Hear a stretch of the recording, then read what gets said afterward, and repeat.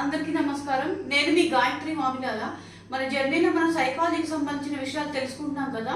ఆ భాగంగానే ఇవాళ మనం చెప్పుకోబోయే టాపిక్ ఏంటంటే ట్రెండీ టాపిక్ అనమాట. మనకి మొత్తం సైకాలజీలోనే కాదు, మనం ఇచ్చిన లైఫ్లో కూడా ఉపయోగపడే సబ్జెక్ట్ ఏంటంటే స్ట్రెస్ మేనేజ్మెంట్. జనరల్గా ఇప్పుడు వస్తున్న మొత్తం ప్రజెంట్ సినారీలో ఎక్కువగా మనకి వినిపించే వర్డ్ ఏంటంటే స్ట్రెస్. చూడండి, స్ట్రెస్ అనేసరికి ఏంటంటే ఒత్తిడి. మనకి మామూలుగా తెలుగులో లిటరల్లీ తీసుకుంటే ఏంటంటే ఒత్తిడి. మనకి మన తాతల కాలం కానీ అంతకుముందు కాలం కానీ తీసుకుంటే అసలు ఈ వర్డ్ అనేది ఓన్లీ డాక్టర్స్ వరకు యూజ్ చేసేవాళ్ళు. కంగారు పడకండి అలాంటి కంగారు వర్డ్ కానీ, భయం లేదు అలాంటి వర్డ్స్ అంటూ వెనకాల ఉండేవి. కానీ స్ట్రెస్ అనేసరికి చూడండి, ఇప్పుడు ప్రతి చిన్న విషయానికి కూడా అది ఒక వాడక పదం కింద అయిపోయింది. అసలు డాక్టర్స్ కూడా మొత్తం డయాగ్నోస్ చేశాక లాస్ట్లో ఉపయోగించేవాళ్ళు. మా తాతల కాలం నాడు స్ట్రెస్ అనేవాడు అంత ఉండేది కాదు. అప్పటి కాలమాన పరిస్థితుల ప్రకారం అసలు స్ట్రెస్ అనేది లేదు అనుకోవాలి. ఉన్న వాళ్ళు అచీవ్ చేసుకునేవాళ్ళు వాళ్ళకున్న కాలమాన పరిస్థితులను బట్టి. కానీ ఇప్పుడు ఏంటంటే మారుతున్న ఆధునిక కాలంలో స్ట్రెస్ అనేది రోజు రోజుకి ఎక్కువైపోతుంది. ఇక్కడ మనకి ఎలా తీసుకోవాలంటే ఒత్తిడి అనేది మనం ఎలా ఉన్నదానికంటే ఎక్కువ బరువుని ఇప్పుడు జనరల్గా చూడండి, ఇప్పుడు ఒక ఎడ్ల బండి తీసుకోండి, దానికి మించి కెపాసిటీ ఒక 10 బస్తాలు పట్టే దాని మీద ఒక 5 ఇంకొక 5 అలా వేస్తుంటే ఏంటంటే క్రమక్రమంగా అది మొత్తం డీవియేట్ అయిపోతూ ఉంటుంది. ఎట్ల నుంచి బండి అనేది డీవియేట్ అయిపోతూ ఉంటుంది. అలాగే స్ట్రెస్ అనేది కూడా ఏంటంటే మన నుంచి మనం డీవియేట్ అయిపోతాం. ఇప్పుడు ప్రస్తుతం చెప్తున్న సైకాలజిస్ట్ ప్రకారం ఏంటంటే స్ట్రెస్ వల్ల ఫస్ట్ జరిగేది ఏంటంటే మనకి మనం తెలియకుండా అయిపోతాం. మన ఐడెంటిటీ అనేది లేకుండా పోతుంది, కాన్షియస్ అనేది లేకుండా పోతుంది. అందుకని ఇంకోటి ఏం చెప్తున్నారంటే మానసిక శాస్త్రవేత్తలు జనరల్గా రోజు రోజుకి ప్రతి విభాగంలో ఈ స్ట్రెస్ అనేది ఉంటుంది, ప్రతి విభాగం. జనరల్గా ఇంకా చేసే వాళ్ళు చెప్పిన ప్రకారం ఏంటంటే ఒక 5 రకాలుగా విభజించారు. ఫస్ట్ వచ్చి ఏంటంటే స్టూడెంట్ ఏజ్. ఫస్ట్ ఏజ్ మనం తీసుకుంటే స్టూడెంట్ ఏజ్ తీసుకోండి. స్టూడెంట్ ఏజ్ వచ్చేసరికి ఏంటంటే వాళ్ళకి ఆ చదువుకుని వస్తాయో రావో ఏదో ఒక సబ్జెక్ట్ అనేది ఫోబియా అనేది ఉంటుంది. ఆ ఫోబియాని వాళ్ళు అధిగమించడానికి ఏంటంటే వాళ్ళు మామూలుగా చదువుకునే దానికంటే కూడా ఎక్కువ ఎఫర్ట్ పెట్టినా రాకపోతే ఎలా అవుతుందో, చదువుకునే రాకపోతే ఏమవుతాయో, రేపు టీచర్స్ ముందు లేకపోతే పేరెంట్స్ ముందు మనం ఏమైనా బ్లేమ్ అవుతామేమో, అలా రిలేటివ్స్ ముందు చులకన భావం వస్తుందేమో, అలా రకరకాలుగా స్ట్రెస్ అనేది అలా పెట్టేసుకుంటూ ఉంటారు. స్టూడెంట్ ఏజ్లో ఏంటంటే మెయిన్గా వాళ్ళు ఫోకస్ చేసే విషయం ఏంటంటే రిజల్ట్ మీద ఉంటుంది. అందువల్ల స్టూడెంట్స్ కూడా ఎక్కువగా స్ట్రెస్ అనేది పడుతూ ఉంటారు మ్యాక్సిమం. అది ప్రతి స్టేజ్లోనూ ఉంటూ ఉంటుంది. తర్వాత వచ్చేసరికి ఉద్యోగం. జనరల్గా చూడండి, ఉద్యోగానికి వచ్చేసరికి ఎలా ఉంటుందంటే బాస్, టార్గెట్, అచీవ్మెంట్స్ ఈ 3 చూసుకోవాలి. ఎందుకంటే మనకి హై అఫీషియల్ ఏంటంటే బాస్ అనే వాళ్ళు ఉంటారు, టార్గెట్ అనేవి పెడుతూ ఉంటారు. దాన్ని మనం అప్రోచ్ అయితే మనకి గుడ్ విల్ అనేది ఉంటుంది, లేదంటే కనుక మనం డిగ్రేడ్ అయిపోతూ ఉంటాం. దాని నుంచి ఏంటంటే మన మార్కింగ్ అనేది తగ్గుతూ ఉంటుంది. ఆ తర్వాత ఏంటంటే రకరకాలుగా దాని నుంచి స్ట్రెస్, మళ్ళీ ఆ స్ట్రెస్ మళ్ళీ మనం ఇంటికి తీసుకెళ్ళి ఇంట్లో వాళ్ళని చూపించడం. ఇక్కడ ఏమవుతుందంటే ఉద్యోగస్తుల్లో కూడా మనకి ఎవ్రీ ఇయర్ కూడా 1,20,000 మంది స్ట్రెస్తోనే పనిచేస్తున్నాం అనే వాళ్ళ సంఖ్య కూడా పెరుగుతుంది.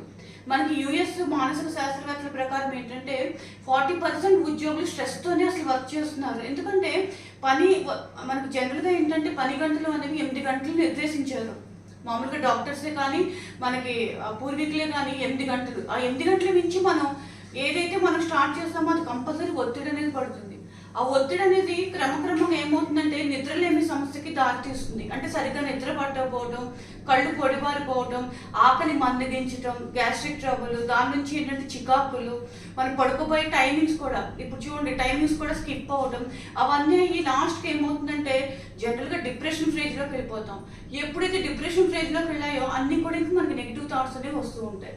జనరల్గా చూడండి, ఉద్యోగం చేసే చోట ఇంకొకటి ఏంటంటే టార్గెట్ ఫిక్స్ అయ్యాక దానికి తగ్గ మనం మార్కింగ్ కనుక చూపించలేకపోతే ఐ క్విట్ అని వదిలేస్తూ ఉంటున్నారు. ఇప్పుడు ప్రజెంట్ కార్పొరేట్ సంస్థలు కనుక తీసుకుంటే ఆ ఉద్యోగంతో పాటు కాదు, మొత్తం కాలంతో పాటు కాదు, వాళ్ళు ఏవేవైతే ఇచ్చారో ఆ టార్గెట్స్తోనే పరిగెట్లా లైఫ్ అనేది అయిపోతుంది అనమాట. అప్పుడు ఉద్యోగంలో ఉండే స్ట్రెస్ మామూలుగా ఉండదు.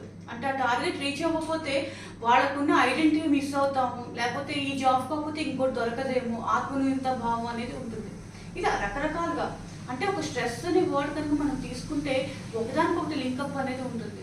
జనరల్గా బాస్ కనుక మన మీద వేలు పెట్టి చూపిస్తే దానికి బ్లేమింగ్ అనేది మనం తీసుకోగలమా, ఎలా ఉంటుంది బ్లేమింగ్ అనేది జనరల్గా ఎవరు తీసుకోరు. మనం ఊరికి జస్టిఫికేషన్ ఇచ్చుకుంటాం కానీ జనరల్గా బ్లేమింగ్ అనేది తీసుకోరు. అప్పుడు మనం స్ట్రెస్ అనేది ఎలా పడతాం. అలా రకరకాలుగా జరుగుతూ ఉంటుంది. ఒకవేళ శాలరీ మనకు మించి అంటే మనం చాలా కంపెనీలు చూడండి ఓటీ అవర్స్ అని పెడుతూ ఉంటారు.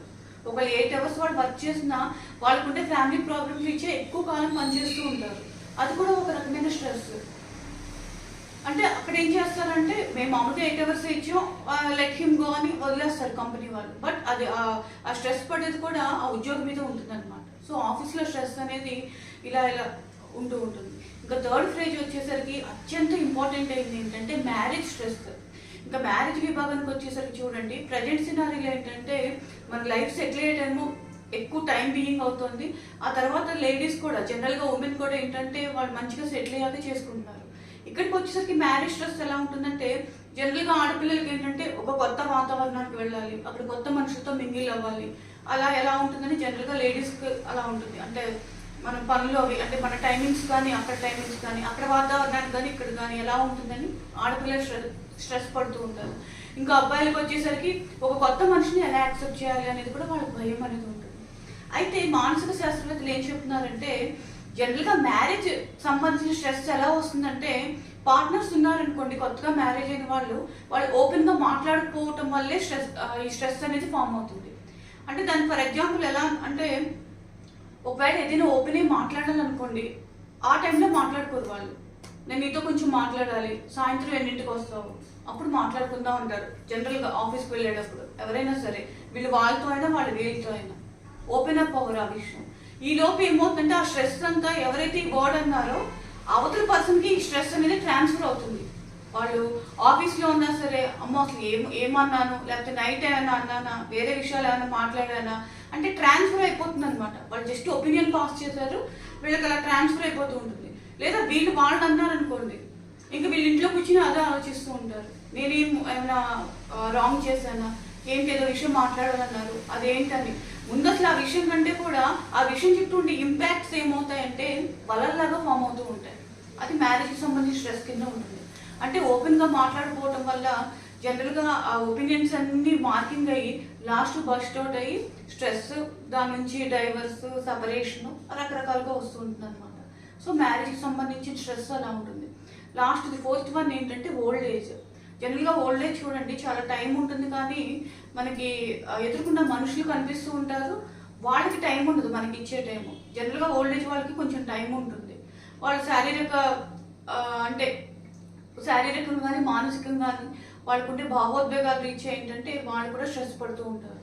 జనరల్గా పిల్లలు దూరాన ఉన్న వాళ్ళు ఏంటంటే ఆలోచిస్తూ ఉంటారు, అది ఒక రకమైన స్ట్రెస్.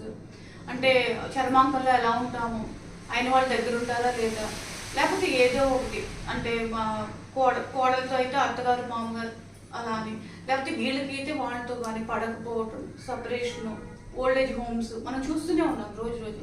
అంటే ఓల్డ్ ఏజ్లో కూడా ఆ స్ట్రెస్ అనేది అలాగా వెనకాల నీడలాగా పాస్ ఆన్ అవుతూనే ఉంటుంది. అందుకే ప్రతి ఫ్రేజ్లో కూడా మనం ఈ స్ట్రెస్ అనేది తగ్గించుకోలేదు. ఇంకా లాస్ట్కి వచ్చేసరికి ఏంటంటే నాడీ వ్యవస్థ లోపం, జన్యుపరమైన లోపం. అసలు యాక్చువల్లీ ఏంటంటే మనం కేవలం దీన్ని మాత్రమే స్ట్రెస్ కింద ట్రీట్ చేయాలి. ఎందుకంటే కొంతమంది పుట్టుకతోనే ఏంటంటే పాపం జన్యు లోపాలతో పుడతారు. అంటే క్రోమోజోమ్స్ లోపం కానీ వాళ్ళకుంటే ఫ్యామిలీ హిస్టరీతో కానీ నాడీమండల వ్యవస్థలో ఏమైనా లోపం అలాంటివి ఏమైనా ఉంటే ఏంటంటే పాపం పుట్టే పిల్లలు ఏంటంటే ఆ స్ట్రెస్తో ఉండే నాడులు హార్మోన్స్ కానీ డిజార్డర్తో పుడుతూ ఉంటారు. అది ఫ్యూ % ఉంటుంది. దాన్ని మాత్రమే స్ట్రెస్ కింద తీసుకుంటారు అనమాట జనరల్గా డాక్టర్స్. ఇది కరెక్ట్ రీజన్. అయితే పైన మిగిలిన 4 రీజన్స్ ఏంటంటే మనం ప్రతిదీ కూడా సార్ట్అవుట్ చేసుకోవచ్చు. సో ఫ్రెండ్స్ ఇది అంటే the reasons why behind the stress అనేది మనం ఈ రీజన్స్ని ఈ కారణాల కింద చెప్పుకోవచ్చు. అయితే ఈ స్ట్రెస్ని మనం ఎలా అధిగమించాలి అంటే మారుతున్న సినారియోలో అసలు అంటే ఇప్పుడు ఒక్కొక్క ఫ్రేజ్ చెప్పుకొచ్చాం కదా, ఆ ఫ్రేజ్కి సంబంధించి మన స్ట్రెస్ని ఎలా అధిగమిస్తే ఈ సైకిల్ నుంచి బయటపడతాము, హ్యాపీగా మన లైఫ్ అనేది ఎలా లీడ్ చేయాలి అనేది మనం నెక్స్ట్ క్లాస్లో చెప్పుకుందాము. ఈ వీడియో మీకు నచ్చితే లైక్ చేయండి, షేర్ చేయండి, కామెంట్ చేయండి. నమస్తే.